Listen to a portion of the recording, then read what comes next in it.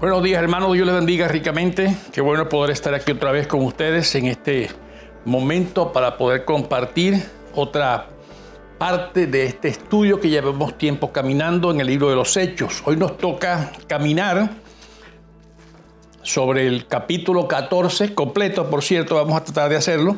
Esperamos que el tiempo nos ayude. Realmente ha sido agradable para mí ver algunas de sus reacciones, de sus comentarios, de sus likes, y eso por supuesto que a los que trabajamos y hacemos este tipo de programa nos gusta ver. Sabemos que estamos llegando a la gente. Gracias por las personas que están compartiendo con otros este video. Me han hablado que hay gente ya en otras partes, como he dicho antes, hasta en Argentina me están viendo, en Nicaragua también. Saludos a todos los hermanos en otras partes que nos pueden estar viendo. En Venezuela hay un buen grupo. Aquí en los Estados Unidos, bueno, el Señor está usando esto. Como siempre les digo, lo que sirva, tómenlo, porque es de la palabra de Dios. Si no les gusta, desechen lo que es mío y por supuesto no sirve de mucho. Así que lo que es del Señor, para Él va, ¿verdad?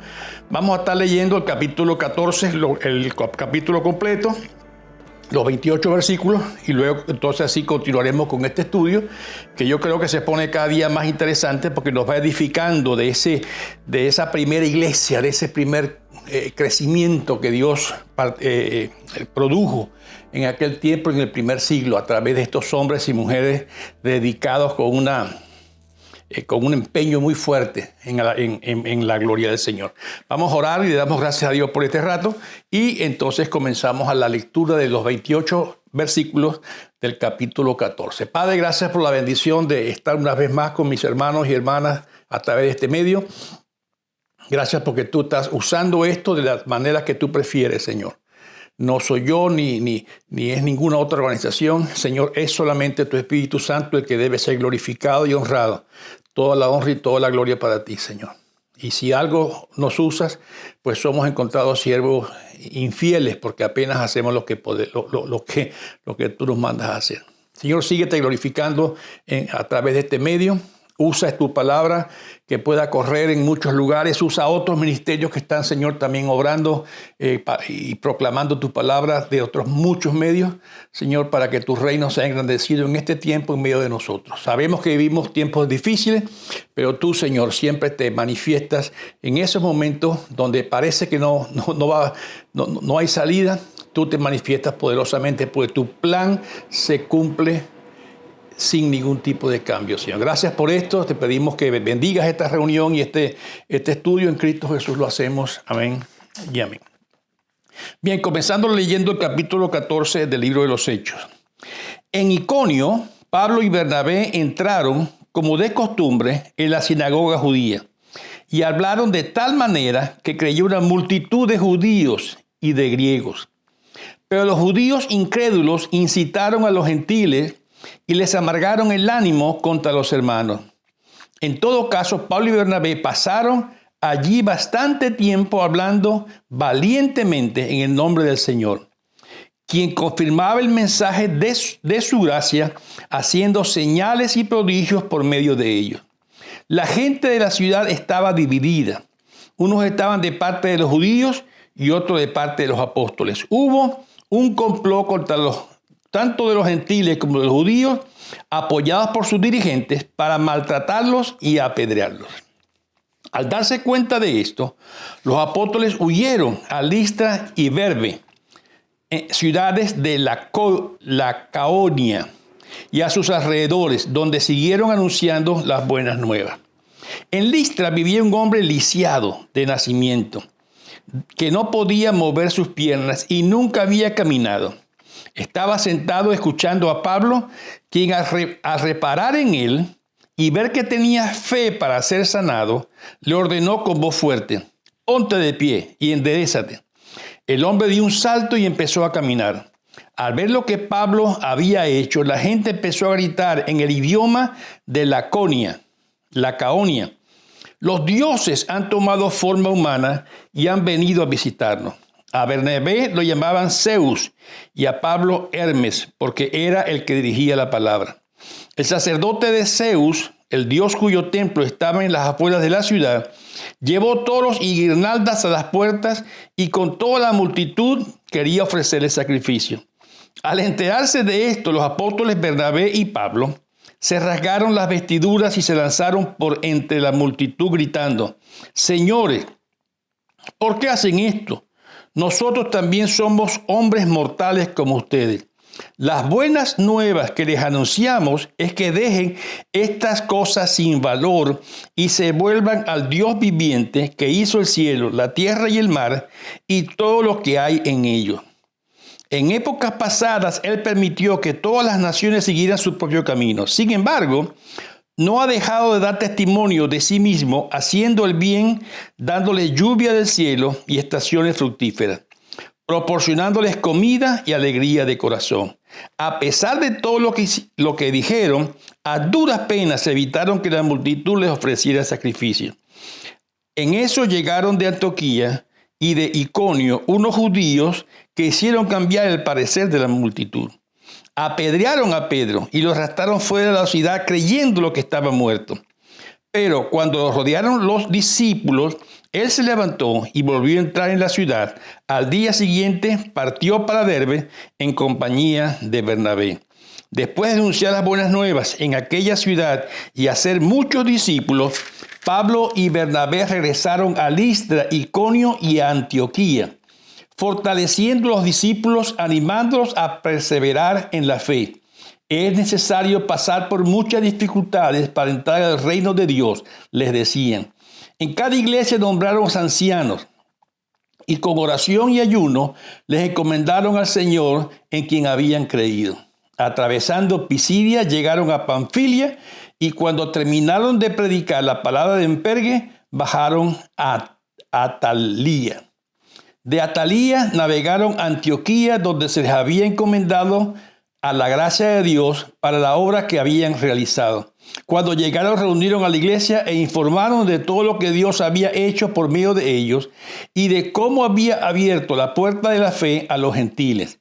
Y se quedaron allí mucho tiempo con los discípulos. Esa es la palabra del Señor. Aquí vemos entonces un capítulo 14 muy emocionante y sigue haciendo, por decir así, explicando o narrando lo que Pablo y Bernabé seguían haciendo en toda esta zona. Está hablando ahora de la zona de Galacia del sur y habla de las ciudades de Iconio, Listre y Derbe también. Y de regreso volvieron otra vez a Antioquía y a contar todo lo que habían hecho, lo acabamos de leer. Al principio dice que ministran en esa ciudad llamada Iconio. Pablo y Bernabé se dirigen, como siempre era su costumbre, a la sinagoga a compartir con estas personas primero. Muchos judíos, muchos gentiles, dice que creyeron, y otra vez este tipo de reacción positiva al evangelio crea problemas o levanta problemas. Siguieron trabajando, dice claramente la palabra. Había también, entonces, como hemos dicho en otras ocasiones, mucha palabra, predicación y también milagros. Y esto dice que, lo acabamos de leer, que los milagros confirmaban la parte verdadera de todo ese mensaje. El mensaje era proclamado y Dios hacía su parte. Y eso lo vimos también en otros pasajes que hemos leído, como el 4:30, cómo los creyentes seguían trabajando en todas estas cosas y los discípulos lo hacían. En el Evangelio sucede algo aquí interesante, prácticamente, y lo dice en el versículo 4 que acabamos de leer, dice: divide la ciudad y se levanta una gran oposición o una conspiración contra ellos. Y sucede lo que ya acabamos de leer, que los obliga hasta huir de esa ciudad por su propia vida, ¿verdad? Luego entramos al 18 en adelante, empezamos a ver todo lo que es el ministerio en Listra y en Derbe. Ahí sucede algo interesante, que es la sanidad de este inválido de nacimiento. Había, por supuesto, esto desata también problemas y es muy parecido a esta situación del inválido con aquel del templo que sanaron otros discípulos que estaba sentado a la puerta del templo. Ambos eran inválidos de nacimiento y Pablo y Bernabé claramente señalaron a Dios como el hacedor de los milagros. No se lo atribuyeron ni siquiera a ellos, ¿verdad?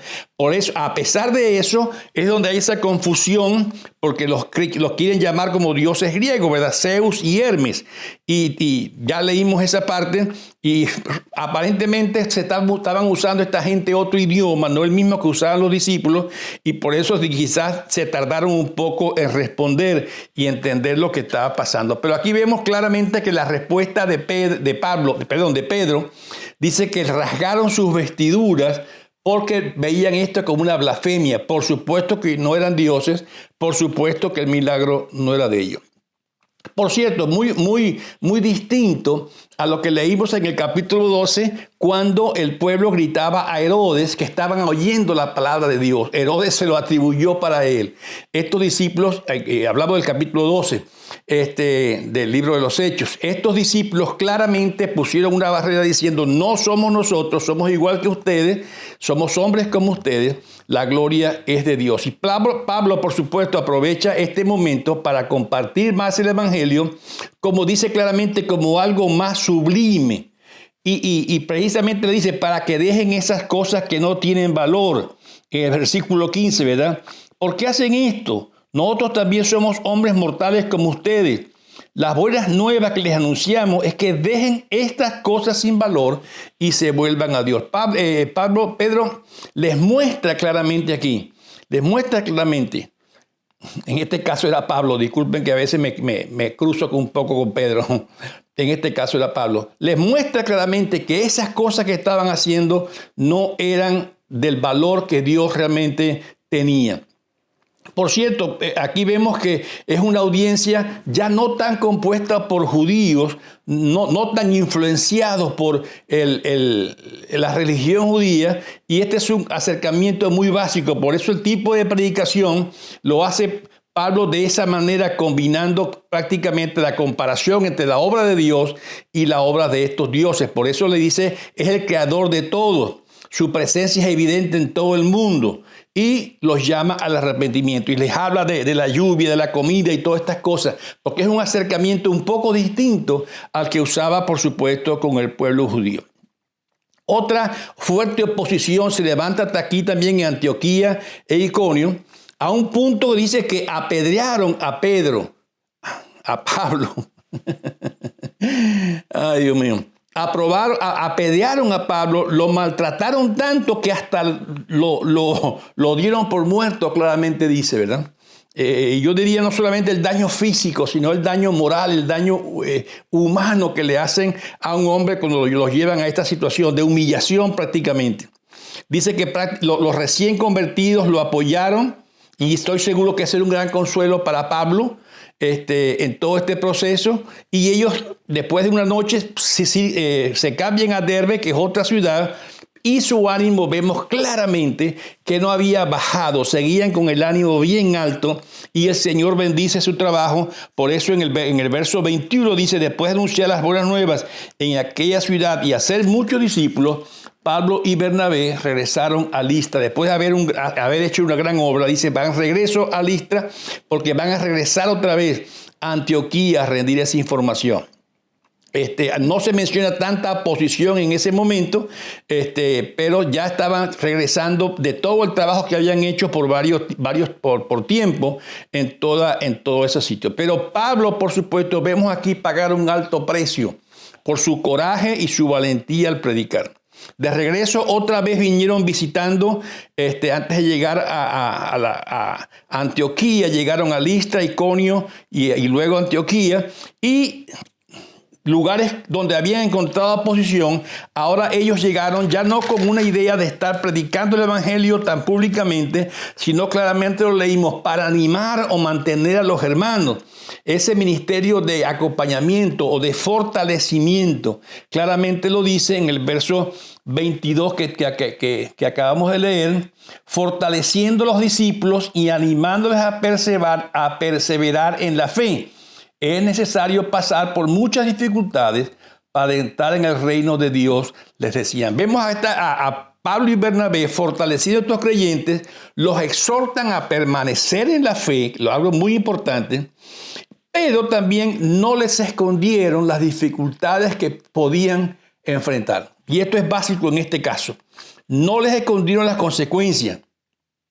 Casi que lo ponen como un requisito, dice, para entrar en el reino. Por eso dice aquí esa que le acabo de leer, es necesario pasar por muchas dificultades para entrar en el reino de Dios, les decía. Aquí vemos esta expresión tan clara, es necesario pasar por dificultades. Y cuando habla de muchas, no solamente habla de cantidad, sino de diferentes variedades. Si ustedes van conmigo al libro de Santiago, capítulo 1, verso 2, dice, Santiago 1:2, hermanos míos, considérense muy dichosos cuando tengan que enfrentarse con diversas pruebas. Y sigan leyendo conmigo, pues ya saben que la prueba de su fe produce constancia. Siéntanse dichosos, considérense dichosos cuando pasen por la prueba. Así que las dificultades y los problemas que Pablo y Bernabé les están explicando no eran una casualidad. Las pruebas implican que se debe sufrir, por decir así, por algo directamente relacionado con la predicación del Evangelio. Y Pablo da a entender esto. El cristianismo no es una vida fácil, libre de dificultades. Las situaciones que se tienen que enfrentar muchas veces son duras, adversas y de varios tipos. Aquí vemos a estos hombres explicando esa situación para que nadie los agarre de sorpresa.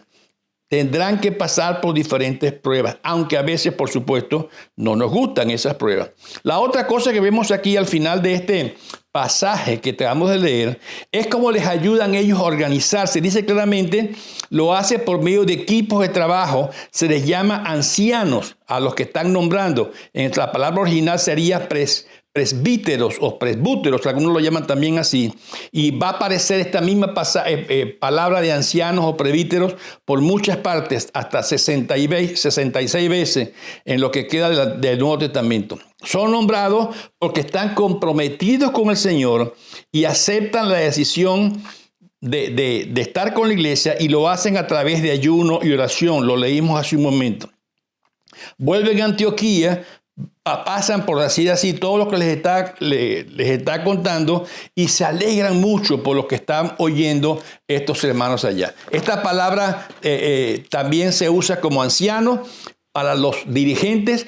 También se usa en otras ocasiones la palabra discípulo, que es por decir así, un término muy común que se usa para los hermanos en la congregación y se usa unas 250 veces en todos los evangelios y en el Nuevo Testamento. Así que vemos a Pablo y a Bernabé en un proceso de ir por ciertos sitios, encontrar dificultades, predicar el evangelio, obrar milagros, regresar fortaleciendo lo que habían levantado primero y ahora informando a la iglesia que los había encomendado a esta gran labor. Y por supuesto, una de las cosas que nos llama la atención aquí, entre varias, la primera de ellas es la respuesta que ellos dan a la oposición. Donde iban, se levantaban gente y grupos en contra de ellos mismos. Y yo diría que tenía varias características esta oposición que experimentaron estos primeros cristianos. Y nos toca a nosotros, diría yo, hermanos, aprender un poco de ellos, de cómo lo enfrentaron, de cómo se prepararon para ello y cómo lograron hacer esta obra. Sé que no estamos en el siglo I, sino en el 21 o en el 21, podemos ver algunas similitudes en estas cosas. Yo creo que sí. En la oposición, en sus emisarios que la estaban levantando y además de cómo la iglesia respondía a esto. En primer lugar, podemos decir que ahí en Iconio se produjo una división del evangelio de toda la ciudad. Y lamentablemente eso sucede aún especialmente en familia. ¿Cómo podría pasar esto hoy? Recuerden,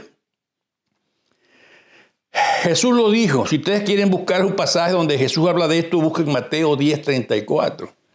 Mateo 10:34. Jesús lo dijo, lo busco para ustedes también, para no dejarlo por ahí, ¿verdad? 10:34 de Mateo. Lo leo. No crean que he venido a traer paz en la tierra. No vine a traer paz sino espada. Porque ha venido poder en conflicto al hombre contra su padre, a la hija contra su madre, a la nuera contra su suegra. Los enemigos de cada cual serán los de su propia familia. Esto sucede con el evangelio muchas veces. En mi caso lo he visto en varias ocasiones, cómo el Evangelio llega a una ciudad, a un sector o a una familia y causa tanto problema que prácticamente decimos, bueno, vale la pena traer a esta gente estos problemas, pero recuerden, el Evangelio es importante. Y la segunda cosa es, vemos cómo lo rápido que puede cambiar una multitud, que pasan de la adoración, como ya lo estuvimos leyendo, al desprecio prácticamente de los discípulos. Recuerden que a Jesús le pasó al entrar allá a Jerusalén. Prácticamente de una semana, el grupo pasó de gritar Hosana, Hosana al que viene al nombre del Señor, a gritar crucifíquele, crucifíquele, siendo por supuesto manejados estos grupos por gente interesada. Esta situación que también vemos aquí, los discípulos en una de ellas dicen que huyen del sector. Uno dice, pero ¿por qué huyeron? Tenían miedo, cuidado. Esta gente no era hombre cobarde, claramente lo acabamos de leer, que con valentía hacían su obra. Pero entendían que ahí había algo contraproducente y se marcharon para evitar grandes problemas. Sí es cierto que debemos predicar con astucia o con audacia más bien. Y es muy importante para el evangelismo la audacia de seguir adelante. Pero en muchas ocasiones debemos usar más bien la sabiduría. Y sugiere que nos alejemos temporalmente si la situación se pone difícil. Aquí lo hicieron los discípulos. En algunas seguían predicando con fuerza, en otras preferían huirse, entendiendo que la situación podía ponerse peor y que peor podía ser. Ya a Pablo lo habían apedreado y lo habían dejado por muerto, ¿verdad? Quizás lo vieron ya tan maltratado que dijeron, no va a resucitar de esto, ¿verdad? Otra cosa interesante que pasa en este pasaje es esa percepción que tiene Pablo de este paralítico que dice que tenía fe para ser sanado. Por supuesto, yo diría que Pablo era un hombre que tenía un don especial para la sanidad, dado por Dios, por supuesto, y también tenía un don especial para el discernimiento. Y por eso al ver a este hombre, discierne de él, de parte de Dios, su voluntad y cómo este hombre podía responder a una orden de sanidad. Yo diría que son dones que Dios da a algunas personas por su voluntad, y aunque todos podemos orar por los enfermos, y yo animo a la gente a orar por los enfermos, la Biblia nos anima a hacerlo, es Dios al fin y al cabo quien confirma estas cosas, no somos nosotros. Quizás no suceda cuando oramos por alguien la proeza que aquí se hizo, pero nosotros oramos y dejamos el resultado para el Señor. Aquí vemos entonces cómo estas claves de edificación, de seguimiento y discipulado, y lo hemos encontrado desde que empezamos a estudiar Hechos. Si ustedes van conmigo al principio del estudio, en Hechos capítulo 2, versos 42, recuerden esta lectura que hicimos hace un tiempo atrás. Hechos 2:42 dice, se mantenían firmes en la enseñanza de los apóstoles, en la comunión, el partimiento del pan y las oraciones. Era como el seguimiento. Se mantenían firmes en las enseñanzas de los apóstoles, palabra, en la comunión de entre ellos, en el partimiento del pan, la Santa Cena y las oraciones. Estos eran como unos procesos de crecimiento que seguían. Aquí vemos algunas características, por cierto, que también Pablo y Bernabé les enseñan a esta gente. Había enseñanza, había convicción, ese partimiento del pan en la comunión y la oración. Pero aquí en el versículo 14 quizás hacen unos énfasis un poquito distintos, especialmente cuando venían de regreso visitando estas ciudades que habían dejado sembrado el Evangelio. Son parecidos, hablando de fortalecimiento, hablando de ánimo y exhortación, y sobre todo la advertencia contra las futuras dificultades. Pablo y Bernabé hablaban de esas cosas, les fortalecían, les animaban o los exhortaban, y les hablaban también de esas posibles dificultades que aparentemente eran un poquito más seguras que posibles, ¿verdad? Lamentablemente. Pero aquí también incluye algo importante que no se incluyó allá en Jerusalén en el verso 2, por razones obvias, y ya las voy a nombrar, que es el nombramiento de líderes o de ancianos. Aquí le da ese nombre y lo usa mucho, por cierto, en el resto del Antiguo Testamento. En Jerusalén no hacía falta esto, cuando lo leímos en el 42, porque ahí estaban los apóstoles. Ellos fungían como líderes prácticamente de la iglesia, pero sí ayudaban a fortalecer, a preservar la fe, pero sí les advertían también sobre esas dificultades. Dice, es necesario que pasen estas dificultades y son ingredientes prácticamente claves del discipulado. Les voy a dar 2 citas para que ustedes puedan buscarlas con calma y por favor háganlo para que veamos que estas cosas no son cosas que quedan en el aire, sino que tienen su respaldo en muchas otras partes de la palabra. Filipenses 1, 27 al 30. Léalo con calma. Filipenses 1, 27 al 30 y 1 Tesalonicenses 3:3. 1 Tesalonicenses 3:3. El mismo Jesús lo anunció allá en Lucas 9. Y este sí lo voy a buscar para que todos tengamos. Lucas capítulo 9, los versos 23 y 24. Lucas 9, 23 y 24. Lo leo para ustedes. Dirigiéndose a todos declaró, si alguien quiere venir a ser mi discípulo, que se niegue a sí mismo, lleve su cruz cada día y me siga. Porque el que quiera salvar su vida, la perderá, pero el que pierde su vida por mi causa, la salvará. El Señor tampoco escondió para nosotros esa parte. Les dije Filipenses 1, 27 al 30, 1 Tesalonicenses 3:3, acabo de Lucas 9, 23, 24. Pueden ver también Romanos 8, 17, repito, Romanos 8, 17, 2 de Timoteo 2, 12. Las dificultades son parte de la vida del discípulo, nos guste o no nos guste. Lo hacían. Y aquí estamos viendo otra vez el nombrar a los ancianos. No olviden, hermanos queridos, que aunque la salvación es individual, siempre la vida cristiana se habla de la comunidad o se desarrolla en medio de una comunidad. No somos llaneros solitarios o entes aislados. Por eso siempre les hago un énfasis constante. La iglesia local es un lugar clave para el crecimiento de todo cristiano. Y aquí lo vemos reflejado en cómo estos discípulos del Señor, Pablo y Bernabé, hablan de ese crecimiento, hablan de la madurez de la vida cristiana que se produce en comunidad y es muy importante que ellos se ocuparan de estas comunidades, pero que tuvieran sobre todo una buena organización. ¿Y qué hicieron? Lo leímos en el verso 23, nombraron ancianos para que fueran ellos los que tuvieran la parte organizativa o de liderazgo dentro de la iglesia. Pablo nunca dejó sus congregaciones sin las dudas o con las dudas de quién era el responsable de ella. Esa palabra anciano, que lo usa mucho en el Antiguo Testamento y aún en el Antiguo también se usa como que los que juzgaban, los que aplicaban disciplina o gobierno, lo hacían de una manera muy, muy ordenada. Y es clave que ellos lo hacen precisamente para organizar estas nuevas iglesias y que quedaran de una manera formadas para que pudieran seguir creciendo en comunidad. La vida cristiana se vive en comunidad. Algunos lo llaman también episcopos o obispos también los llaman, ¿verdad? Es el anciano, la misma persona. Pueden buscarlo en muchos sitios de Hechos, de Tito y de otras cantidades de enseñanzas en todas estas cosas. Y lo vamos a ver más en el desarrollo del libro de los Hechos. Pero tiene que ver con un papel de supervisión y lo describe claramente y cuando estudiamos Hechos 20 lo vamos a describir un poco mejor. Pero siempre se usa en plural. Era un grupo de personas en un contexto de equipo.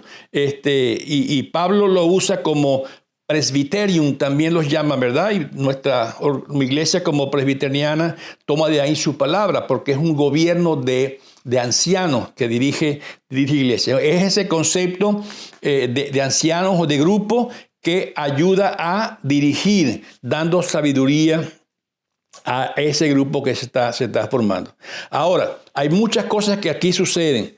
Responden ellos a la oposición, cómo los atacó y cómo ellos respondieron, ¿verdad? Al principio vimos que ya el evangelio divide comunidades, divide iglesias, y eso es muy cierto muchas veces, así lo narra la Biblia. Pero recordemos, el evangelio es muy valioso, como para decir, no, para no crear problemas, no lo voy a predicar. El evangelio es cuestión de vida o muerte. Y crea lo que crea, cree lo que cree, tenemos que predicarlo. Pero tomando mucho en cuenta también el ánimo de la gente. Tenemos que evaluar a veces la mentalidad violenta de la gente, en algunos casos, pone a prueba este tipo de cosas, ¿verdad? Y Pablo y Bernabé, en ese momento que decidieron huir, se van del lugar. Por supuesto, en otras ocasiones permanecieron y soportaron, pero está cuidando de que el peligro no sea mayor. Después regresan, sí regresan, ya a fortalecer los grupos. Su propósito no era pelear con la gente, era predicar el evangelio, y saben que ya lo han hecho, saben que hay discípulos, saben que ya Dios está obrando. Mejor huir, mejor salir y dejar que Dios siga obrando. Muchas veces la gente local debe tomar más responsabilidad por lo que está sucediendo en su área de trabajo. Por eso ellos nombran a los ancianos para capacitarlos. Uno de afuera a veces les resulta más difícil contactarse directamente con el pueblo, pero la gente de ahí, estos ancianos, estos líderes, podían hacerlo. El evangelio implica sufrimiento. Lamentablemente tendría que decir que sí lo implica. Aquí lo vemos y lo vemos en muchas otras partes. No digamos que es producto del pecado. Al contrario, es producto de lo que Dios está haciendo. El mejor ejemplo lo tenemos en Cristo. Cristo no pecó y sufrió lo que sufrió. Los apóstoles quizás hubieran evitado muchos problemas si dejaban de predicar, si dejaban de llevar el evangelio. Yo quiero que ustedes busquen en su Biblia 2 Corintios 6 y vamos a leer algunos versos ahí para ver lo que 2 Corintios capítulo 6. 2 Corintios capítulo 6, vamos a leer los versos 3 al 10. Miren lo que dice aquí la palabra del Señor. Dice: privaciones de Pablo, el título. Por nuestra parte, a nadie damos motivo alguno de tropiezo, para que no se desacredite nuestro servicio. Más bien, en todo y con mucha paciencia, nos acreditamos como servidores de Dios, en sufrimientos, privaciones y angustias, en azotes, cárceles y tumultos, en trabajos pesados, desvelos y hambre. Servimos con pureza, conocimiento, constancia y bondad en el Espíritu Santo y en amor sincero, con palabras de verdad y con poder de Dios, con armas de justicia, tanto ofensivas como defensivas, por ahora y por honra y por deshonra, por mala y por buena fama, veraces pero tenidos por engañadores, conocidos pero tenidos por desconocidos, como moribundos pero aún con vida, golpeados pero no muertos, aparentemente tristes pero siempre alegres, pobres en apariencia pero enriqueciendo a muchos, como si no tuviéramos nada, pero poseyéndolo todo. Este testimonio es hermoso de cómo los apóstoles caminaron en su obra. Muchas veces queremos hacer otras cosas nosotros. Queremos actuar de otras maneras. Tengamos cuidado con eso, hermano. El evangelio de Dios es uno solo. Y el evangelio de Dios trae consigo, sí, avivamiento, conversiones, pero trae consigo también dificultades. Y los discípulos debían saber eso y debían practicarlo. Y Pablo y Bernabé se los advierten muy claramente. Claramente dice en servicio. Y por eso nombra a estos líderes, ¿verdad? A estos ancianos. No por importancia, porque al fin y al cabo en el reino de Dios, recuerden quién es el más importante, el que sirve. El ejemplo que dio Cristo. El importante es el que sirve. No hay idea, no hay un sentimiento bíblico, la idea de que alguien es más importante que otro. En el reino de Dios, el más importante es el que sirve. Y los líderes están puestos para servir al pueblo. Y ocupan esos lugares importantes en función, más no en importancia de personalidad. En servicio, más que en ser servido. Y este es el ejemplo que pone en todo el Nuevo Testamento a este tipo de hombres y mujeres que Dios usó grandemente en el servicio a su iglesia. Por eso hay un concepto de equipo, ese equipo de ancianos. Por eso nuestra iglesia como presbiteriana se dirige por este grupo de ancianos que junto con el pastor de la iglesia, como un anciano más de ella, dirige, por supuesto, los destinos de esta iglesia. Y lo hacemos en oración, lo hacemos en ayuno, lo hacemos en dedicación y pedimos también la oración de las personas de nuestra iglesia. Yo no creo que haya un gobierno de la iglesia perfecto en este mundo, pero sin duda que este ejemplo que nos deja aquí los discípulos de Cristo son un modelo que puede servirnos para el día de hoy con buena actitud para dirigir la iglesia. Son principios bíblicos. Pero recuerden, el principal de estos principios en el liderazgo es el servicio. Y debemos orar por ellos, debemos orar por nuestros pastores para que Dios obre a través de estos líderes que Él ha puesto. Al fin y al cabo, Dios le ha puesto esa responsabilidad al liderazgo y el Señor también tomará en cuenta o exigirá cuenta de los que han sido nombrados. Bien, tenemos mucha más información que compartir y yo sé que usted lo puede hacer releyendo este capítulo y por supuesto tomando mucha más información. Hasta ahora quiero dejarlo hasta acá. No quiero cansarlos con más tiempo, pero sí animarles a revisar este capítulo y sacar de él más información que estoy seguro que será de edificación para ustedes. Una vez más, hermanos, muchas gracias por su atención, gracias por estar pendientes, gracias por participar en estas cosas y que Dios nos ayude a vivir en este tiempo de una manera tal, sabiendo que las dificultades pueden venir, pero que también el Señor está con nosotros, a nuestro lado, para darnos la seguridad, así como se la dio a los apóstoles, de pase lo que pase, Él estará con nosotros hasta el fin del mundo. Gracias, hermanos, Dios les bendiga. Les animo a estudiar este pasaje con más detenimiento personalmente y la semana que viene seguiremos en esta enseñanza. Dios les bendiga ricamente. Vamos a orar. Padre, gracias por la bendición de ver todas estas enseñanzas aquí reunidas, de hombres cómo se movieron en el poder del Espíritu Santo para hacer una gran obra y de cómo, Señor, tú diste fruto de bendición en todo esto. Padre, las dificultades van a venir, pero tú nos has dicho que estamos de tu mano y que ya tú has vencido al mundo. Gracias, Señor, por esta enseñanza. En Cristo Jesús pido por cada hermano y cada hermana que ve este video, que tú les fortalezcas en su responsabilidad, tanto en su iglesia como en su comunidad, de ser testimonio de lo que Dios puede hacer en la vida cambiada de un hombre y de una mujer. En Cristo Jesús lo pido, Señor. Amén y amén. Gracias, hermanos. Dios les bendiga. Hasta la próxima.